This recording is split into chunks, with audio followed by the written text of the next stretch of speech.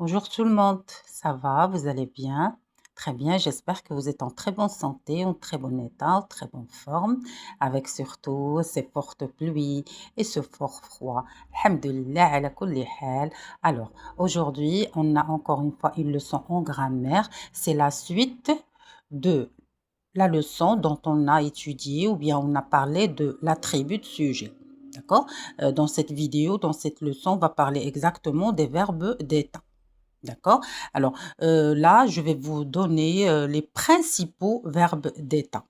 Ça veut dire qu'il y a bien sûr une quantité de verbes qui s'appellent les verbes d'état. Ils ne sont pas nombreux, d'accord? Ce sont des vingtaines de verbes, d'accord? Mais ici, je vous ai préparé les plus fréquents, les plus intéressants ou bien les principaux verbes d'état, d'accord? Alors, pour vous donner une petite idée sur la différence entre les verbes d'état et les verbes d'action. Alors, pour les verbes d'action, ce sont les verbes qui expriment un mouvement, une action faite par le sujet. Qu'il soit ce sujet, bien sûr, une personne, un animal, une chose, un endroit, un événement, ainsi de suite. Par exemple, rouler, d'accord? Par exemple, le camion roule vite. C'est une action faite par le camion, d'accord? Les élèves préparent leur leçon, par exemple. Alors, l'action ici, c'est préparer. Ça veut dire qu'il y a un mouvement, une action faite par les élèves. D'accord? Le bébé pleure. La maîtresse explique la leçon. Alors, ce sont des verbes qui expriment une action faite par le sujet. Ça veut dire il y a un mouvement. Il y a quelque chose ou bien une action faite par le sujet. Mais pour les verbes d'état, ce sont des verbes qui montrent qu'on va commencer à bien sûr, ou bien donner des détails sur une chose, une personne, un animal, ainsi de suite. Ou bien on va parler de l'état d'une chose, d'une personne, d'un animal. D'accord? On va commencer à donner des détails sur le sujet. Comment elle est, quel est son état, ainsi de suite. Ça veut dire que juste après le verbe d'état, on va commencer à donner des descriptions ou bien des détails ou bien l'état. On va commencer à parler de l'état de la personne indiquée ou bien la chose indiquée par le sujet. D'accord? Par exemple, quand je dis je suis malade, d'accord? Je suis, ça veut dire le verbe être, ça veut dire que je suis en train de décrire mon état. D'accord? Ça veut dire que après le verbe être, par exemple, je suis malade, après suis, je commence à donner mon état. D'accord? À savoir que tous les verbes d'état peuvent être remplacés un par l'autre ou bien ils ont le même objectif. Ça veut dire après le verbe d'état, on commence à donner l'état du sujet. Par exemple, quand j'ai dit je suis malade, je peux remplacer par je demeure malade, je semble malade, je deviens malade, je parais malade, je reste malade. D'accord? Vous voyez, il y a plusieurs verbes qu'on peut utiliser pour remplacer l'un de l'autre parce que tous les verbes d'état, leur objectif, c'est commencer à donner les détails sur l'état du sujet ou bien comment est ce sujet. D'accord? Voilà. Ou bien donner la qualité du sujet ou bien des détails sur le sujet, comment est le sujet. D'accord?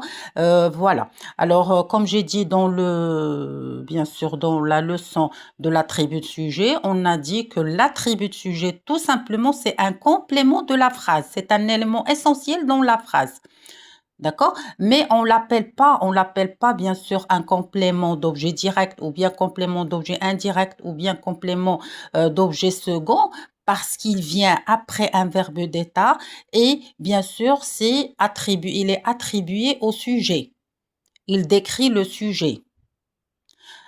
Voilà. Ce sont bien sûr les principaux verbes d'état, d'accord? Ou bien les verbes attributifs, d'accord? Alors, être, demeurer, sembler, paraître, devenir, rester, s'appeler, avoir l'air.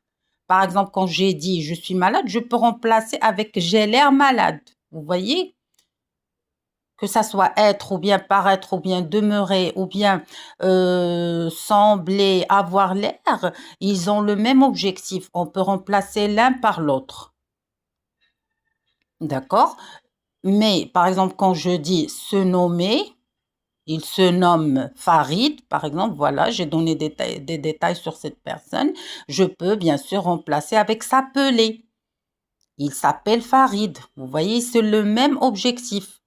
Ça veut dire il donne des détails sur cette personne. D'accord? Voilà. Se nommer, se trouver, se montrer, être considéré comme, représenter. Pardon, ici j'ai oublié l'accent pour représenter. Je vais ajouter. Alors, représenter. Voilà. Représenter. D'accord? Consister. Les verbes pronominaux, mais attention, pas tous les verbes pronominaux, mais les verbes de sens passif. Les verbes pronominaux de sens passif, ce sont les verbes qui expriment que l'action se fait sur le sujet et non faite par le sujet. Par exemple, je dis cette personne vend une maison. Alors, par exemple, je dis cette personne vend une maison. Vous voyez? Alors là, vend, c'est un verbe d'action. Ça veut dire cette personne fait une action, c'est vendre. Mais quand je dis la maison se vend à petit prix, par exemple, ou bien à grand prix, vous voyez, la maison se vend. Ça veut dire que l'action est faite sur le sujet. C'est la maison qui se vend. C'est pour ça, alors, tous les verbes pronominaux à sens passif, ça veut dire les verbes pronominaux qui expriment que l'action est faite sur le sujet, ce sont des verbes d'état. D'accord? Voilà, on a des exemples ici. S'appeler, se montrer, se présenter. D'accord? Se nommer. D'accord? Se trouver. D'accord? Par exemple, la maison se trouve à côté. Ça veut dire que l'action est faite sur le sujet. Mais quand je dis, par exemple, je trouve la maison, d'accord? Alors là, le verbe trouver, c'est un verbe d'action. Mais quand je dis se trouver, d'accord? Par exemple, la maison se trouve, d'accord? Devant la mosquée. Alors l'action est faite sur la maison. J'ai donné des informations sur la maison, bien des détails sur la maison. Voilà, il y a ici des exemples. Il paraît fatigué. Son état, c'est fatigué. Ici, l'attribut sujet, c'est un adjectif qualificatif. Cet exercice semble intéressant.